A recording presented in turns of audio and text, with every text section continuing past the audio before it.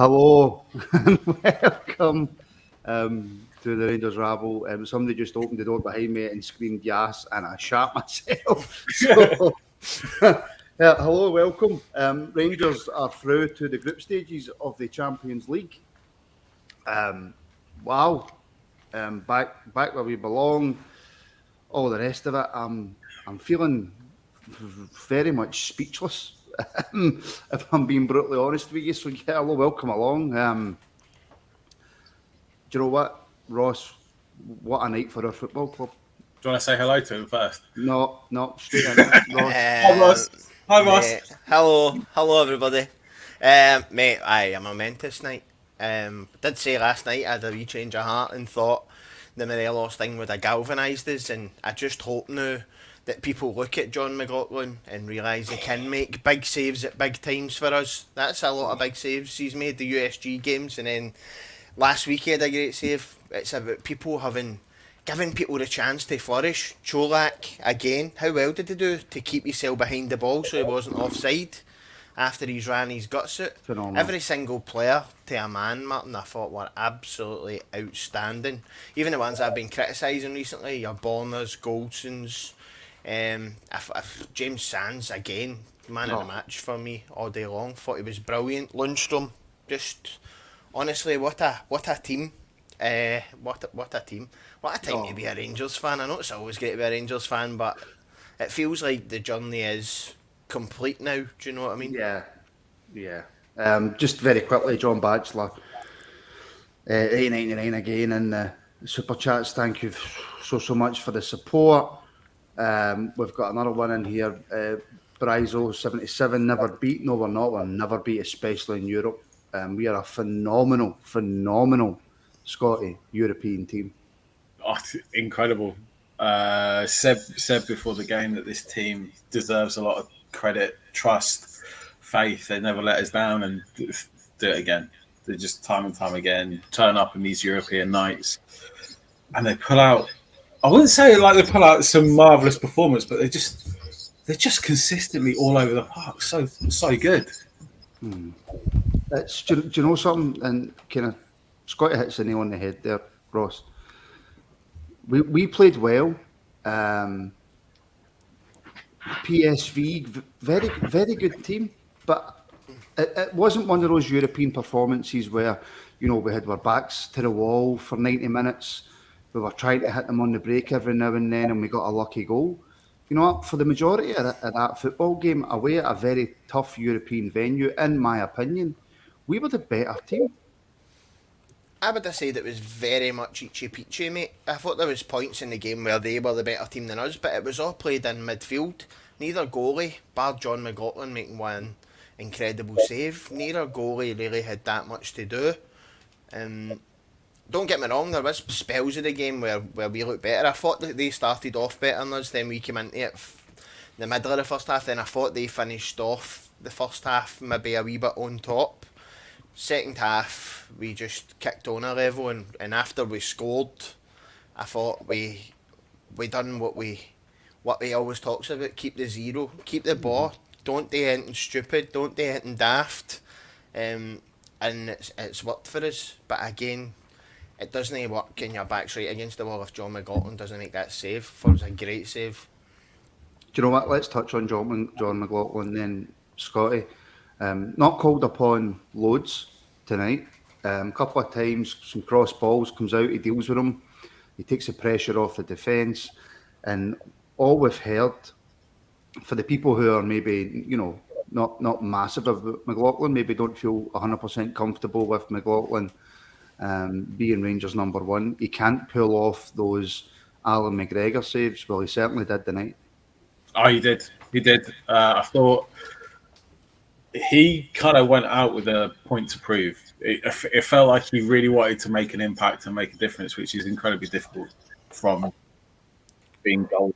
But you could tell from crosses coming in, corners or whatever, he was always a yard or looking to be a yard or two off his line to be able to, you know, punch the ball away or whatnot, anticipate the through balls into the channels, and basically just cover everything that he can possibly do. That save was absolutely incredible. It's really instinctive, but he's actually got to be in that position to anticipate that, to then come out, make himself big to actually make the save, and basically not really give the striker the chance to actually put that away. His distribution was normal for John, to be honest. But as far as the defence having someone behind them that they can rely upon, he was exactly that. Is that it now, Ross? That the John McLaughlin, Alan McGregor, who's Rangers number one? Do we need to bring in a goalkeeper? Is that chat gone now? I still think we need another goalkeeper to push McLaughlin. Mm-hmm. Don't think McGregor's at 40 and a half, nearly 41. I don't think there's going to be any pressure on McLaughlin that he could maybe have a good 3 months and then play a couple of bad games, and McGregor's going to come in out the cold at that age.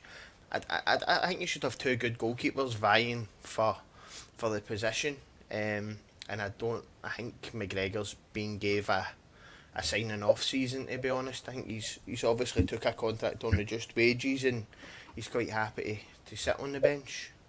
Yeah. Okay, Scotty, Čolak.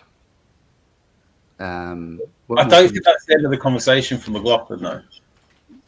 Because now we've been saying all along for like the past couple of weeks, and I don't want to be negative, but we've been saying if we qualify for the Champions League, then are we going to use that money to sign a new goalkeeper? I know we've got McGregor, and I don't particularly understand the decision to keep him on if he's not going to be number one, because we've got McCrory, but is it now an opportunity to really strengthen that area of the pitch? We've still got areas of the pitch that we also need strengthening.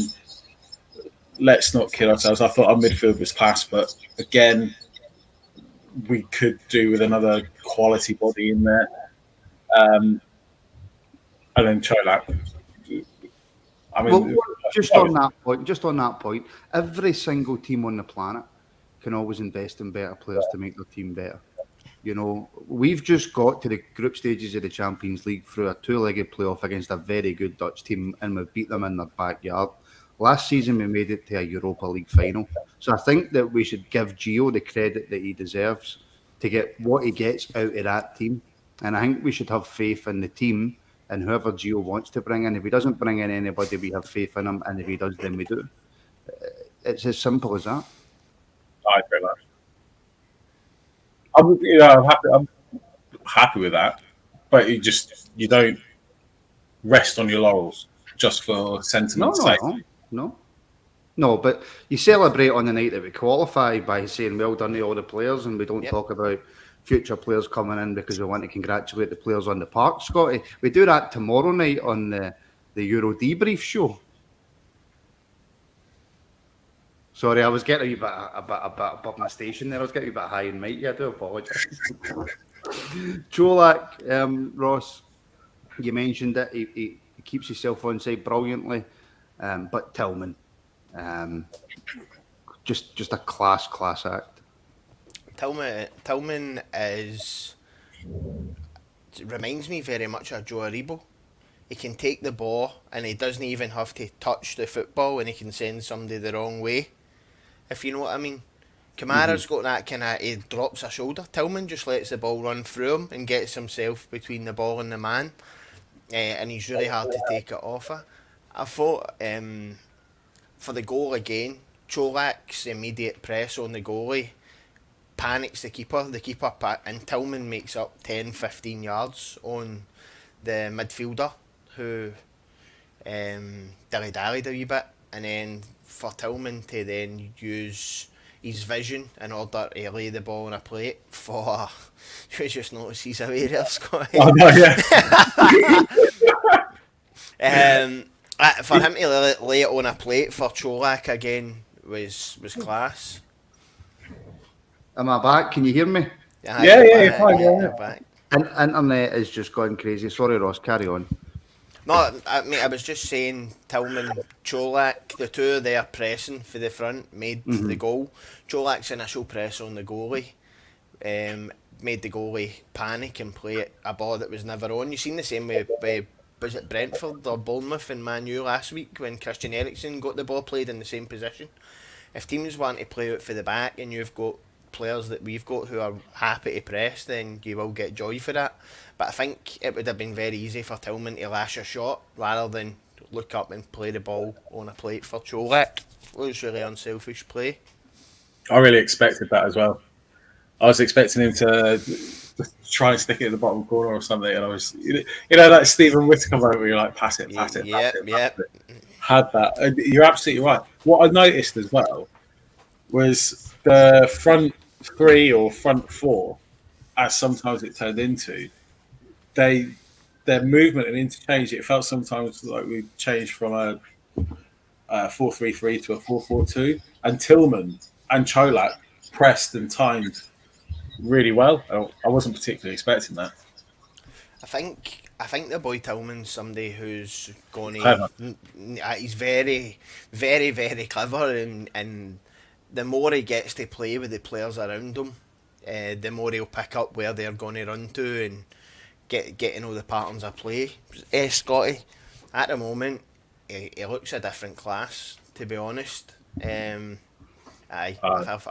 think I can see Rangers at the end of this season being in a position whereby you just spend the 10 million or whatever it's going to be and get him and Sands in full time. That would look like the process to me.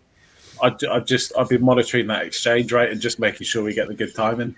Yeah, that's it. It's as simple as that. I think it's job done. Because Sands, I don't see why you'd want to take him out of the team, especially at centre back. I think he's absolutely quality. His reading of the game is superb. He's able to take the ball out. He's got composure to bring the ball out and then play the passes that we need him to play. He looks, as far as our ball playing centre backs go, we always relied on Goldson. I think he's like three or four above. What was that? Absolutely mate. Mate, I don't know about you, but I don't know if you see, but like my chair's just going down and down and down as well. What the heck? This is all right, Rabble. Can I just ask you, Scotty, about Sands? Is he getting better and better in that position with each game? Yeah. Good insight. Good insight. I absolutely love him because he is. You can see. I mean, he's a right-footed. What position does he actually play in? We don't know. We just told, right, this guy's coming in, he plays central midfield and he can play centre-back. And it's like, okay, is he half decent at both? Is he excellent at midfield or is he actually a defender? Or no one actually told us. And now he's playing centre-back and you're thinking he looks a lot better at centre-back than he does in midfield. He's got the timing of the tackle. He's strong in the tackle. He's good in the air. He reads the ball in the air. He plays the ball in the deck. He can absolutely ping a pass, and he's not afraid to fire it into someone's feet. Why would you want to take him out of the team just for a left footer? I think, Scotty, if Ben Davies was fit at the weekend, I think I would be tempted to put the left-sided player in and drop Goalson for Sands. It's not a bad shout. I think we need to. We've got no room for sentiment, have we? This is what I'm saying. Goalson's not been great. He had a good second half tonight. I thought first half a couple of times he got caught wrong side again, but there was one. The boys ran across the front of him and McLaughlin's made a save, kind of blocked it with his body, and I think Sands he's deceptively good in the air as well. So for me, the question is, Goalson, he's now got a fire up his arse because you've got Suter and Sands who can both easily, comfortably come in and play in that position. I see people in the comments saying Goalson's better than Sands, but based on the last few, I think again tonight is what's going to happen is folk are going to go back to that airy-fairy way of looking at it. The last couple of weeks when performances have not been great, folk have been calling Goalson out for not being at his best, whereas we've got a result tonight and a clean sheet, so it's going to be he's the best thing since sliced bread again. And I think we've got fans like that. People just like certain players. I'm not saying Goldson isn't your number one choice. What I'm saying is if he's not playing well, which he hasn't the past few weeks, at least you've now got real first choice, first team, capable guys that can come in and take his place. Absolutely spot on. That's why we've got a squad. If you didn't, otherwise you just have 11 players and they play them every week. But you actually need players, and when you play 70 odd games a season, and Goldson has for the past 4 years, he's shown a ridiculous level of consistency. But also, there's been periods where he has been poor. In the second half, he was absolutely incredible with the high balls coming in. He read everything. The first head to the ball. And that's what we needed at the time. But I can understand your point of view in saying, right, okay, well, we don't actually know what Ben Davies is capable of because we've not really seen him. I've seen him, when I have seen him, I thought he was a bit jittery. And I'd rather have Sands than Ben Davies next to Goldson. But if it's a case of experimenting, I can totally see that. Can we just move it on slightly to a slightly different topic? If my internet holds up, if it doesn't, then Scotty will take over and do a grand job. Right, get it in quick, Martin. Come on. Yes. I don't even know if I've already asked this. My head's all over the place. I'm absolutely buzzing. Ross, what does this now do for us going forward in terms of all aspects of the club, with the money coming in, with the gate receipts that are going to come in? What does this do for the youth academy? What does it do for players we might be able to attract? For everything? Well, it definitely raises the profile, doesn't it? It makes us a more lucrative place to come and play football off the back of a Europa League final run last year and going through the qualifiers to make the Champions League this year. I don't see any reason why it's going to tarnish our chances of getting players. Obviously now you're guaranteed Champions League money plus the gates and TV money that comes with that. So maybe now is when we go and look at players of a better quality. I know they spoke a couple of times tonight about Veerman and Xavi Simons or Simons or whatever his name is. They spoke at, see now that we're in the Champions League, we could maybe go and get those sort of players to come to Rangers based on the history and tradition of the club, plus now what we've got to offer them playing football at the highest level. Yeah, 100%. And Jedi Bob's made the comment, Hearts are in Europe tomorrow night. Can we just very, very quickly, Scotty, if Hearts go through and they make it into the group stages of the Europa League, I know that most Rangers fans' feelings on the rest of Scottish football, but that would be 3 Scottish clubs in major European group stages. More for us, I'm talking about in the long term. But if Hearts get in, they're in, and we're in now to the Champions League. It's raising the profile of Scottish football, which not only obviously helps the coefficient points, but it helps you attract better players to the league as well, does it not? Yeah. Thanks, Scotty. Yeah, of course it does, and that's what we want. So I'm not too fussed. I'm not a hater of Scottish. I actually love Scottish football. I want all the Scottish teams to succeed, not the obvious one, obviously, but I think it's important for the game. I'm not too convinced about how the success of other teams helps us attract players, because we do what we do. It's like saying our European run to your Europa League final helps Celtics sign a player because they're in the Champions League. That's just nonsense. We focus on what we do. Our success will breed further success, and it will allow us to attract quality players. We do already have quality players, but see where it makes a difference. When we're bringing on Scott Wright, and nothing against Scott Wright, if we've got another player, a quality player, we'd have to rely on the likes of Scott Wright or Carlo, because there's a further option, which also can make a difference in decision making further up the pitch. And it's just little things like that. That's I'm not sure what's happening with my microphone. It's getting on my nerves. Mate, it's absolutely terrible. I was trying to decipher what you were saying there just in case. I'll brighten up a wee bit. I might say something, and then it's coming through later. No, you're saying something and then it's coming through like... But what certain words are... Oh, How's... tonight. Right, do you want to talk? talk amongst yourself for a minute, Ross. Mate, I see in the comments there some people talking about the likes of the boy Simmons and stuff like that. So I believe he's 18, played for PSG's first team, got offered 6 figures a week to stay there and went to PSV. So this is what I get back to again, is they're a team who've gave a young boy a chance. Why can and we were supposed to be interested in him. Why? But my question is, if he can go and play at that stage for PSG and be interesting clubs all over the world, and now getting games for PSV, why can Alex Lowry no come in and play games for Rangers first team? I know why he can't now, because he got absolutely scythed down with some mad thug last night, but it just goes to show you that there is players, generational talents, who can come through and play in the first team, even though they're maybe no 6'4" and bulky as anything.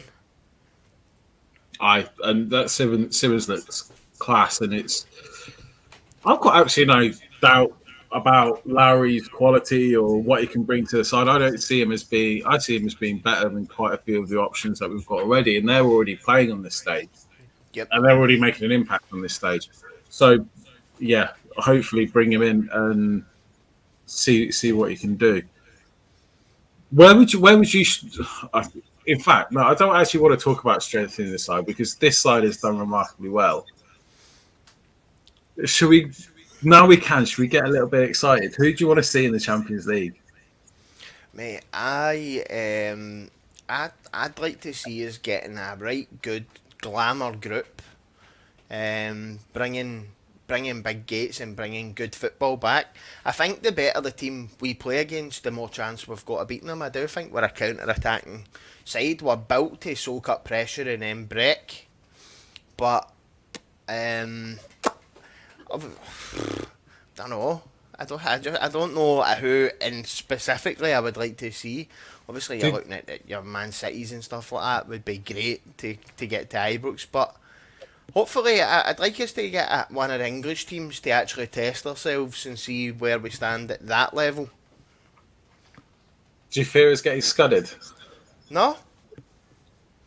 Good, me neither. I don't think when our backs are against the wall, as you've seen in Dortmund, as you've seen in Leipzig last year, I've got total faith in our team that we can go and combat teams that come out and play football. Our problem seems to be playing against the teams that don't want to play football, where we need to go and break them down in order to get chances. If a team comes and plays against us at football and comes out and plays proper, you've seen it again tonight, that's a team that's came and tried to beat us. And we just look more switched on all of the parts, Scotty. I feel as if we don't lose as many goals. Whereas if we're playing against a team who are sitting in, I think we all just turn off, and it leaves us vulnerable as well. And this is something that I said before the game. Martin asked me a question about Ryan Kent, and it was like, why is he such a big game player? And I just think he relaxes so much more domestically. I don't think his effort drops any level whatsoever. And it was really highlighted in the first half. He had the same position as he did against Hibs. Took on a man, cut inside, got inside the box, and what was the first thing he did tonight? He shot. Against Hibs, what did he do? He was just like, oh yeah, I'll probably get another opportunity. That's what's going through his head. But he's so much more switched on, so much more, this is it, this is the chance. But I think that comes down to our coaching staff, but Scotty, as to how do we get that out of him in domestic games as well? Yeah, the season when we won 55, he was the same. Like, he'd cut inside and he'd shoot. He'd have absolutely no fear. He wouldn't even take an extra touch. And you kind of like waiting for that to switch on and switch and happen again. It's like, do they not have these conversations? But I'd love to see him, and I can't wait to see him against the top defenders, because I don't think there's anyone that Ryan Kent can't play against. I've yet to see it. I proved it last year, as I say, against your Dortmunds and stuff, where he absolutely tore them to shreds. I think the difference as well being, if Borna plays well it frees Kent up space. I think there's that combination. I was going to ask you, Scotty, before Martin disappeared. What about Van Bronckhorst pulling Kamara in out the cold and the performance he put in? Kamara's just a professional, though, isn't he? I love Kamara, and I love. It's like he plays with wing mirrors, and he's always like. See, you mentioned Tillman. He always seems to find time on the ball. Kamara isn't perhaps at that level in doing that, but Kamara still finds time on the ball, retains possession. In a game like this today, he doesn't have to do too much with the ball, but what he does is so effectual, breaking up play. Oh, yeah, he's brilliant. I don't understand going forward Kamara's role with Gio, or why Gio doesn't like him, or why Gio doesn't read. It's like he's almost not even bothered about finding him a role in the team apart from European nights, like the old Walter did with Hemdani. Yep. It just seems like he's happy just bringing him in and just playing it, and maybe we'll see that this season, but it's a complete waste of a talent. Would you take money if you got offered it for him now? If you're talking 10 million? Yeah. I think because we need to focus on our bread and butter, and we should be looking at players that do that for us, and then Europe's the bonus, rather, because it feels like we're relying on Europe to sustain us, and that isn't a sustainable way of like playing a season, is it? No, and then obviously you've got the business model that we're promoting, which is buy cheap, sell expensive, and then buy cheap again to bring in. So obviously we've seen that come to fruition a bit this year with your Aribos and Bassies. Kamara could be another one of those that we've not even had to buy young. We've got cheap, a bit older, and managed to sell on for profit. But for me, if you're going to play Champions League and you're going to play away from home at big stadiums against really good teams, I don't think we've got anybody better to play in there beside Lundstrom, because his ability to take the ball in tight spaces and find other people. As I say, it's like it reminds me I'm watching Michael Moles. See when he drops the left shoulder and then the guy goes left behind him and he burrows to the right. It reminds me very much of watching Moles when I was younger. Yeah, I'd agree. And it's put it this way: we've got the Champions League. I don't actually know how much that is, but that also gives us time to not only reinvest it in the squad in terms of contracts and players that need the contracts, but it also allows us to keep the players that are earning 20 grand a week or 15 grand a week for a season, for the campaign, to help us get through. And then we don't have to make any decision on him now. We can keep him, provided that he's happy to stay and play Champions League football up until the turn of the year, or if he wants to stay longer. But we need players like him. He's quality. He's quality for us. He's quality for Finland on the international stage. He's got plenty of admirers, and he's not looking at a place against anyone or for anyone. Yep. Čolak saying Alfie's still part of the team and will come back. What's your take on it, Scotty? I made my thoughts quite clear on it last night before we. Do you know what I said? I said this in the pre-show that there's always two sides to every story, and I feel like we were really quick in coming out and saying something and making a point and being quite open and transparent, which doesn't sit right with me. Some things are best left private with a bit of discretion. But now coming out and saying all this, it's kind of like, well, pointing the finger. We're not going to hear the other side. We've got certain outlets all peddling exactly the same, almost verbatim, the same thing. And it feels like he's being ganged up on. Now, everything that happened could be true. Mm-hmm. But like we don't need to point the finger and beat a guy up. Let's just deal with him. If he's at Rangers, at Rangers. If he's not, he's not. We'll support him all the same, and we'll get on with it. Yep.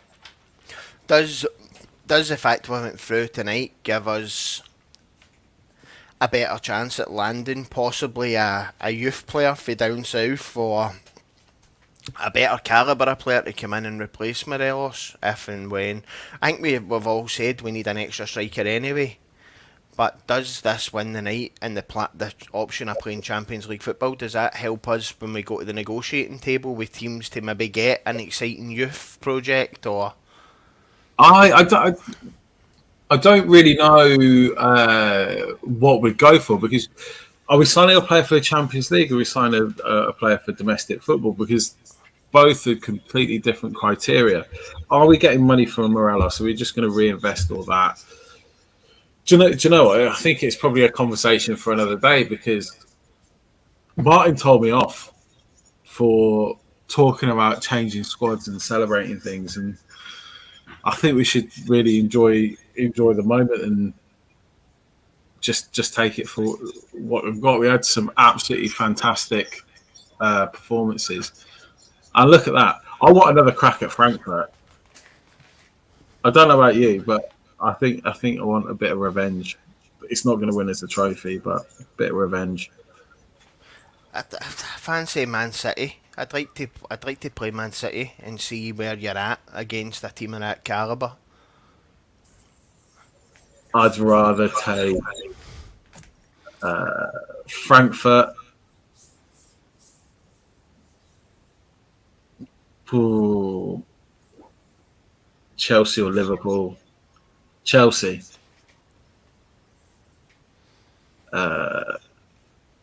Napoli, because that'd be a great city to party in. All right, chaps. Hello, Bri. How are you? You well? Not bad. So is that pots 1, 2, 3, 4 in the columns there? Yeah. So I'd like spot. Oh, Juve would be a good one. Maybe Bruges, Napoli, something like that. Something that's winnable, but you want to get that big glamour game. You want a Man City or a Real Madrid, don't you? Yeah, test yourself against the real best of the best. Yeah. I want to get into the last 16, and then we can test ourselves against the best. Then we can play Man City. Then we can play Barcelona. In fact, I'll take Barcelona, actually. I'll stick with Chelsea. See, Curry Muncher's done there what I was trying my best not to do as I went through it and have two English teams that can't be in the same group. I always picked a third German team. Put that back up. What about you, Brian? What are you thinking of the night? Oh, you know this. It was pretty. The first half was very nervous. We rode a few storms, to say the least, and I honestly said to my mates in the group chat, and I says, if we ride these storms in the first half and get through 0-0. Who's got the Nokia 3210? You what? Who's got the Nokia 3210? I hope there's no any Polish watching. But no, after we rode the first few storms in the first half, I said to them, I says, I think they might rue those missed chances, and that was the case. We took our chance very well. Good pressing from Čolak, and then Tillman was very unselfish for the cut back. He could have easily had a shot himself, but he seen Čolak in open space. Just a marvellous night for the club. I mean, I was there the last time we played Champions League against Man United, and I remember jokingly turning around to my mate and saying, "Oh, this could be the last time we see the club in the Champions League for a long time." Not thinking actually it could have been as long as it has been, but no, a marvellous night for the club, the players and staff and Gio and just everybody concerned. Čolak, Brian. Čolak. Talk to me. Čolak. What a guy. I mean, he's just growing and growing in each game. His hold-up play, his work rate. I mean, everybody was saying he didn't work as hard as Alfredo, but I think that's put to bed tonight. I mean, he worked his backside off tonight and he chased everything, and he was rewarded with his goal. He's taken a bit of stick because obviously he's came in for the golden child, Alfredo, and Yep. Everybody's obviously still on Alfredo to be there, but is he a golden child though? Well, Alfredo's the sort of hero, the darling of the Rangers fans, isn't he? Well, I wouldn't call him golden child. I'd call him a child. Petulant Hates child. it a lot and just the lovable rogue, but he's bloody quickly forgotten. Yeah, exactly. Yeah, But, I mean, Čolak scored what, like 5 goals in 6 games? yeah, That's a better record than Morelos has had since he's been at Rangers. yeah, absolutely. I mean, there's absolutely no doubt about it. I've got absolutely no place for loyalty after all the shit that we've been through after the past 15 years. Do you know what? If Morelos doesn't want to work for it, have discipline or anything, then that's his choice. He'll never get a better opportunity than playing for Rangers. Morelos has just posted that on his Instagram. How did you get that on him? 32-10. He's got 2 phones, Ross. How dodgy is that? I told you that, mate. I hope the police are not watching it. But no, I mean, he's Čolak just was never, nobody was never convinced by him because we only bought him because of Malmo. I think the guy that came on from the Greek football was very positive about him and said he would score goals here, and he's been proven right. So no, he's been a good signing, very good. Oh, that's putting it mildly. He's been absolutely sensational, and he's actually been the striker that we've been desperate to have. Yeah, just ever since Boyd left, just someone to score the goals, and he's scoring the most important goals. His goal in the first leg was absolutely class, and he stuck the ball in the net when we've absolutely needed it, and he sent us into the Champions League. I mean, it's got very reminiscence of Morris Johnston. Morris Johnston didn't score the 4th in a 5-0 win or in a rout. He always scored the 1-0 win or the 2-1. He always got the crucial goal. And Čolak seems to be in this mold where he's getting the 1-0s and the 2-1s. He's getting the crucial goals. As I say, he's not just getting the 4th in a 4-0 win or the 5th. He's getting those 1-0 wins in tight games. So that's crucial as well. I reckon he's going to be a cult hero. See, by the end of this season, Morelos will leave and people will remember Morelos fondly, but it'll not be...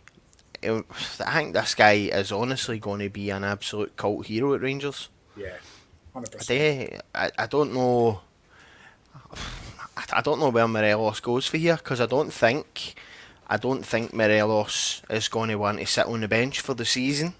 No. But I don't see Čolak letting up with his goal scoring exploits and his hard work for the team. And he's all round play as well. It's brilliant. So people were on here the other night and somebody says to me, even after the weekend, they would have played Morelos for 60 minutes a night.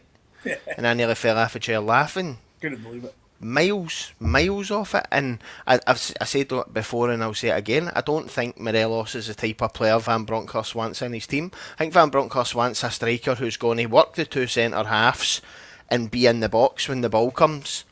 Morelos, when he's not involved, loses all track of where he's shape, and we love it for him because he runs away into the wings and he runs away back, but I don't think that's what Van Bronckhorst wants in his striker. I think as well, I think Gio's wanting somebody you can rely on as well. I tell you what it says, and a really, really good comparison is probably if you look at the PSV team today. So they started off with Luke de Jong as a number 9 up front, and he probably should have scored. Yeah. He caused us a bit of problems. He's a big physical guy. But then, I don't know why they took him off. I'm assuming injury. But then they take him off, and in the second half, they lost all attacking shape. Yeah. They caused problems just because they're quality players, but they lost all attacking shape. And you could see they really didn't know how to interchange. They didn't have that focal point in the middle to play the ball in, play 1-2s, play off each other, and they completely lost that. You can see that's the way that we play, whether it's Tillman or Čolak or both of them together, they're going to have lots of interchange. Čolak also brings in the wide players really effectively. Yeah. That is, I think it's a very similar style to what PSV did. And sometimes when you're watching the opposition, you can see these things because the team is winning Rangers on to score. And the first leg, I compared the first leg to like a game of chess. They were both very similar, and they both moved and attacked for a wee bit and then sat back. And then the other team attacked, sat back. It was just like they were just trying to suss each other out. And a lot of people were comparing it, it was a very 50-50 game tonight. There wasn't much in the teams, and I think that was proven tonight. But I mean, the back line in the second half deserve all the credit. I mean, what a performance to shut that team out, because I didn't really have much confidence in us keeping a clean sheet. But unbelievable. We've actually got a good record over in Holland. I think we've only lost 1 in about 5 over there now. So, we've really got a good record over in Holland. So when did we lose? Isn't that like Alkmaar years ago? Yeah, it was somebody not very good, yeah. Our records at the Philips Stadium is bloody impressive. What's that? 3 wins and 2 draws. Yeah. But I mean, it's just to go from where we've been to where we are now. It's just mind-boggling, and I'm still not done. This is the crowning moment now. Getting back in the Champions League. This is. I know, Ross. You said when you came on that you feel like that's the journey complete. I don't know. I still think we've got another gear. I think we've got another. We get to the last 16. We ruffle a few feathers. I think we've got that in us. I think you do need, obviously, a favourable draw. Yeah. And maybe I feel differently the first home game in the Champions League, and then it's like, or the win, the first win in the Champions League. That's when you know you're back. That's when you've arrived. Yeah. Yeah. Totally agree. But I mean, it's just the fact now. It's just the fact now you can dream of ties against Real Madrid, Barcelona, Man City, Liverpool's, Chelsea's. You're talking about true giants in football now. You're not in the Europa League where it's obviously the lesser teams. You're back in the royalty of football now, and that's the big thing. Getting back there is just amazing, and this obviously the window's still open, so I would imagine there's going to be some business getting done between now and the end of the window with the Champions League carrot now getting dangled in front of a few players. Where would you go? Because like Ross and I have talked about it, and we kind of got off on a tangent as well as saying who we would replace.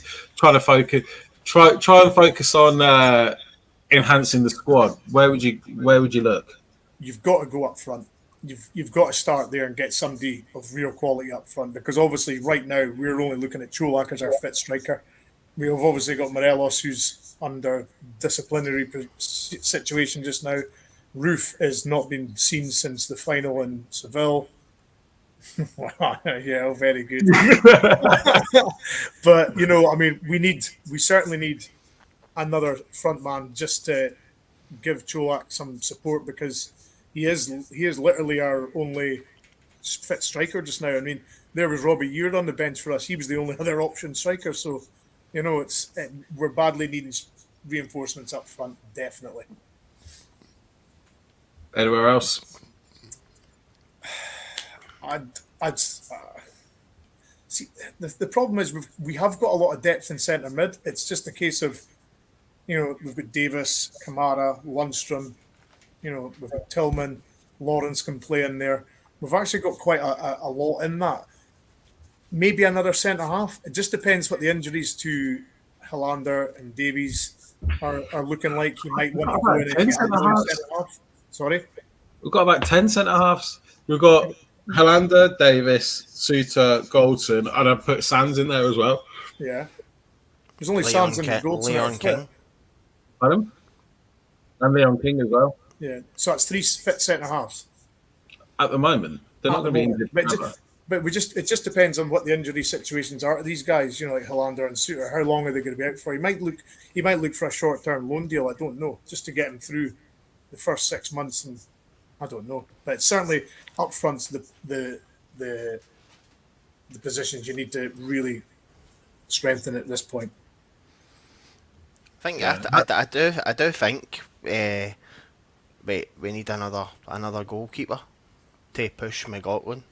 Go out and spend a bit of money on a goalkeeper, and they come in and start off at second choice. I'm not saying drop McLaughlin by any manner of means, but having somebody there learning off McGregor while he's in his last season and then bits on the training ground, and because McLaughlin's not a long-term answer either. What is he, 35?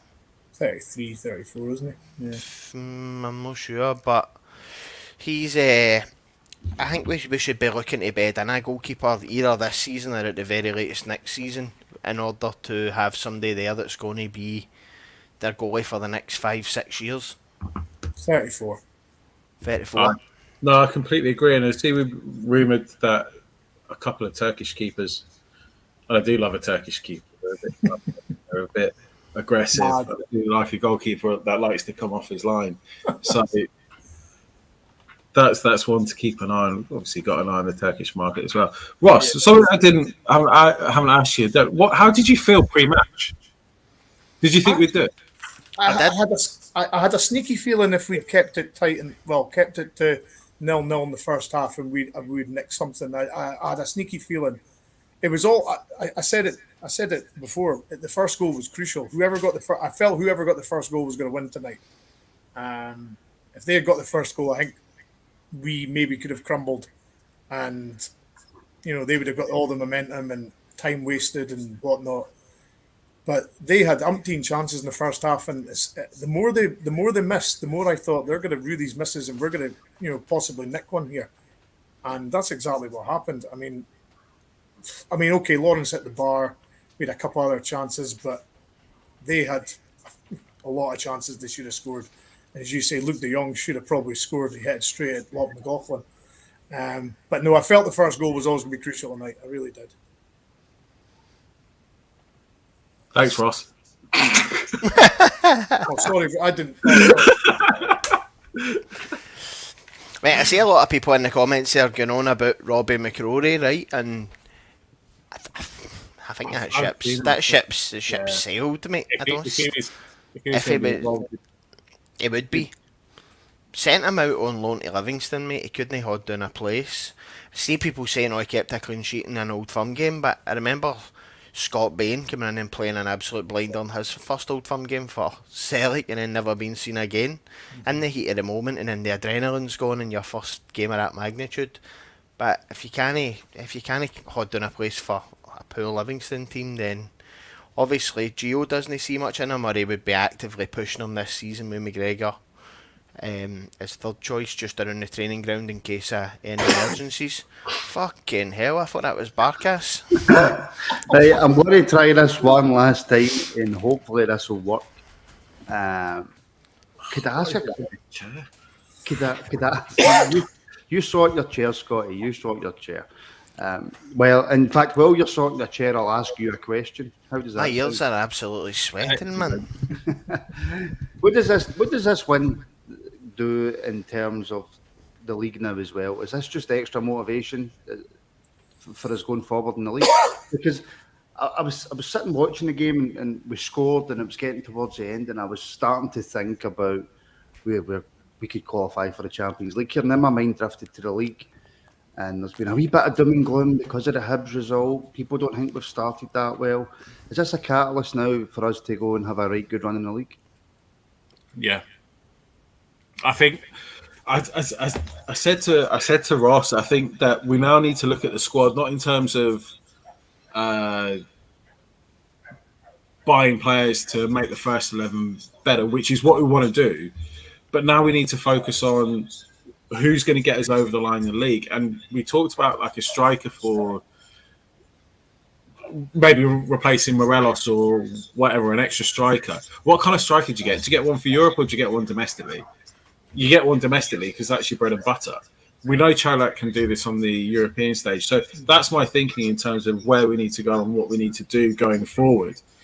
But we've got to retain the focus on the league. We can't get distracted by Champions League because if for example, we put our eggs in the basket and try and, qualify for Europa League or last 16 or whatever, 32, whatever it is, then we don't want to be sidetracked. We need to win the league. That's our bread and butter.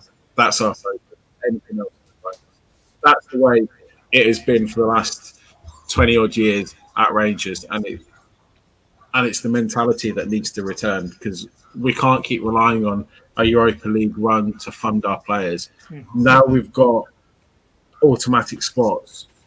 This qualification goes a huge way to securing financial future, winning the league, then we can start, going back to the early 2000s and actually spending the players on the first 11, having quality players coming in off the bench and having them make an impact domestically as well.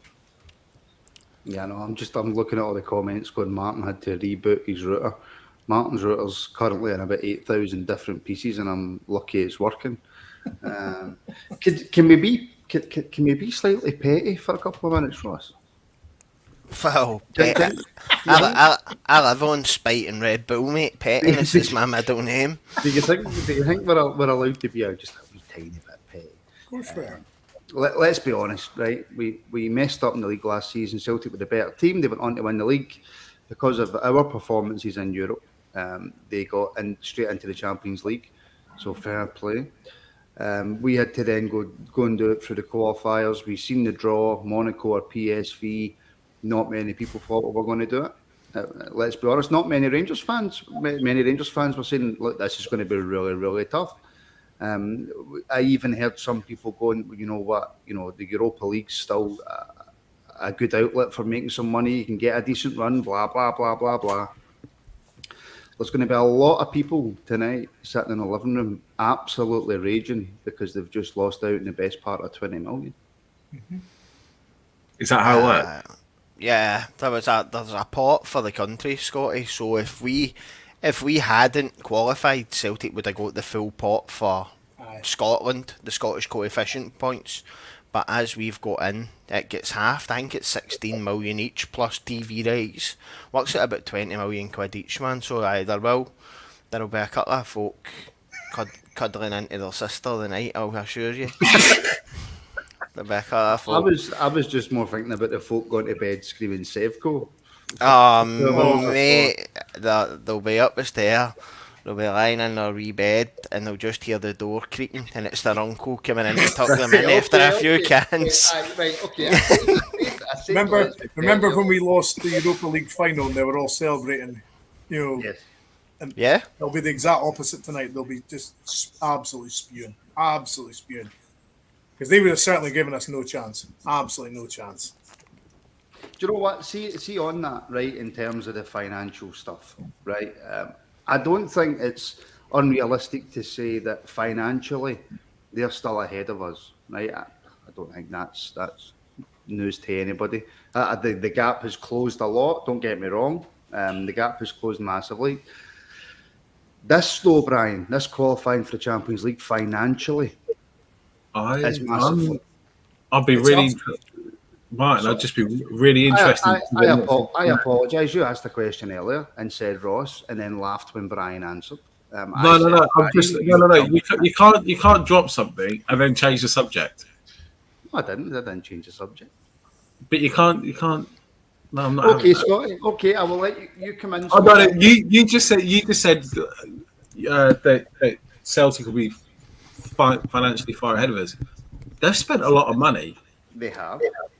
And a lot of that was on the basis of recruits from the Champions League, which we've now taken away from, which now we've added to, as well as the Europa League, as well as the player sales. What player sales have they done? Yeah, that's the point I was They've making. spent a lot of money. That's the point I was making about us qualifying for the Champions League. If you had had you let me finish my point before you had that smug look on your face, you might have heard me. What I said was us qualifying for the Champions League now does wonders for us financially, trying to get back in terms with them. Yes, it's got to, yeah. It's got to. But again, what I spoke about there, Martin, we are looking at Celtic this season having to spend the best part of 12 million to keep two of their best players from last year, having that, but it brought that continuity. So for me, that's what we're going to be looking at the end of this season, because I would hope we would sign Tillman and Sands, and I think the both of them are around about 5 million buy clause. So that approach works. Get somebody for a year, get them to get a feel for the place, and then go and spend the money on them the following season. And also, to be fair, Scotty, right, in all seriousness, when teams are looking at that Champions League draw tomorrow, I I didn't actually realise that us and Celtic were in the same pot. I thought they would have been in pot 3 rounds, but whatever, we're both in the same pot. Teams will fear, I think, coming to Ibrox more than they will going there. Absolutely. They'll be looking at going, why the fuck is a European finalist in pot 4? Why do I play them? They're just not PSV out. You're not Monaco out. Absolutely no team, whether you're pot 1 and playing a pot 4 team and going, this is supposed to be the walkover, I don't want to play them. Pot 2 or 3, thinking, actually, instead of just having the one threat for the second qualification point, we've now got 2. Mm-hmm. And then the pot 3 team are thinking, fuck, we may not even get Europa League here. Mm-hmm. The mad thing is you were a penalty kick away for being in pot 1. I know, it's Frankfurt are crazy. in pot 1, eh? It's Ridiculous. crazy. So if you're looking for the best team to get, Frankfurt are by far the best team to draw if you're looking to get a chance of winning in pot 1, eh? I think it's written as well. I think return vengeance thing is on the cards. It's one of those written in the stars, isn't it? It's 100% one of those written in the stars. I think we'll get Man City, but I honestly don't care who we get. I'm just absolutely delighted that we are there. Final thoughts, Brian. How are you feeling? Just ecstatic. As I say, it's been a long time since the Man United loss in the Champions League at Ibrox. When I was last there, I didn't think it was going to take as long as it has done through obvious events out with a lot of the fans' control. But just to be back in the as I said before, the royalty of European football, where we all feel we should be, and in with the big hitters and in with the big players, and it's just brilliant. I cannot wait for the draw. I'm so excited to be watching that draw and hearing our name mentioned in amongst all those teams, because it's just amazing. Still can't believe it. Sorry, I seen a comment saying they'll finally get to use their disco lights. Oh, brilliant. Absolutely brilliant. Scotty, final thoughts? Fantastic. I can't wait. I'm just absolutely delighted. Can't keep a smile up on my face. I kind of, do you know, I've been calm all day, and I've just got so much confidence in this team, so much belief, and I've said it time and time again. Like they've earned our trust. Mm-hmm. I don't fear anyone. Yeah, okay, we're not going to win every game. We're going to lose a few games, but we're fucking good. Oh yeah, we are. That music's back as well. That's going to be spine tingling hearing that the first time at Ibrox. Well, we heard it in the first leg, Brian. Yeah, I know, but this is the real deal this time. It's not a pre-show or pre-match. This is the big time this time. That is the big time. That absolutely is.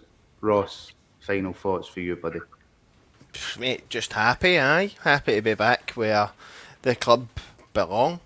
We're a Champions League club. One of the stars on the Champions League badge is our position. And who'd have thought 11, 12 years ago, when folk were booting fuck out us as we lay on the deck bleeding after being stabbed in the back for the full country, that we would have got here as quick. I didn't. It was just madness. The end of a season, throwing the league away, as far as I'm concerned, we did. And then just typical Rangers, just taking it right to the last minute. And this squad are battlers. They're really hungry. I did say last night, I thought we hadn't clicked, and I thought that the Morelos decision might have galvanised the team in the night. You've seen a team where every single person to a man fought to cover every blade of grass for his teammates, and once the draw comes and we get there, do you know what? When is the draw? We'll fucking win it. Tomorrow at 11. Tomorrow, I think, isn't it? 11 o'clock? Tomorrow at 11. Ross, don't bet against it. Mate, listen. We are a team in Europe who can beat anybody. Yeah. Yes, we are. We 100% are. Juan from We Talk Ajax has congratulated us as well, because obviously they weren't wanting PSV to go through. Oh, for yeah, similar yeah. reasons. Yeah. So the Ajax boys are sending their congratulations as well. Well, see, they got Bassi for next to nothing, and now we've knocked PSV out of the Champions League. I think Ajax will was. Yeah. Jim Sloan, super chat again, Rabble TV, Martin. I will say this, it's going to be an amazing season. Rabble TV will certainly not be set up this season because it's going to take a lot more members.